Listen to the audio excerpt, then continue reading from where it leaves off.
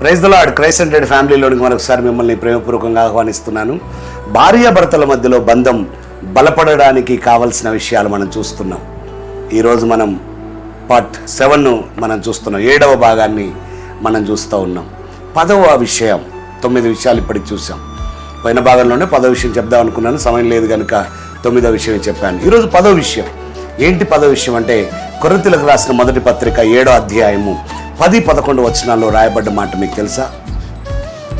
Bible ప్రకారం వివాహమైన భార్యాభర్తలు ఎడబాయడానికి ఎంత మాత్రం దేవుడు ఒప్పుకోడు. దేవుడు జతపరిచిన దాన్ని ఎవ్వరూ వేరుపరచడానికి దేవుడు ఒప్పుకోడు. దయచేసి మాట మీరు పట్టుకోండి. అంటే ఏం చెప్పాలనుకుంటున్న 10వ విషయం అంటే, మేము విడిపోతాము, మేము దూరంగా ఉంటామనే ఆప్షన్కి అవకాశం లేదు. అంతే ఇంకా విడిపోయే అవకాశాన్ని దేవుడు ఇవ్వలేదు బైబిల్లో. ఇక కారణాలు అవన్నీ వెతకకండి మీరు, దయచేసి మీరు ఎక్కువ లోతుగా తీసుకోకండి. అంతే.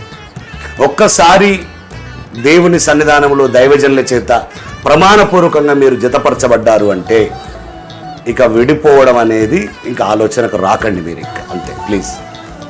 దయచేసి ఈ దినాల్లో చాలామంది ఈజీగా డైవర్స్, విడాకులు, విడిపోదాం, దూరంగా ఉన్నారు, రకరకాల విషయాలు చెప్తున్నారు.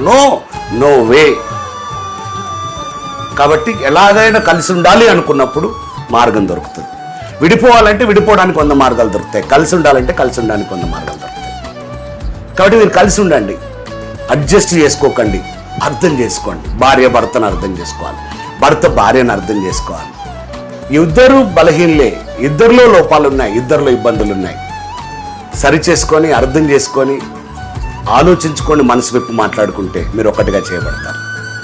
కాబట్టి 10వ సూత్రం, మీరు విడిపోయే అవకాశం లేదు. కాబట్టి ఈ 10 సూత్రాలు, 10 విషయాలు భార్యాభర్తలు బంధం బలంగా ఉండడానికి ఉపయోగపడతాయి. God bless you.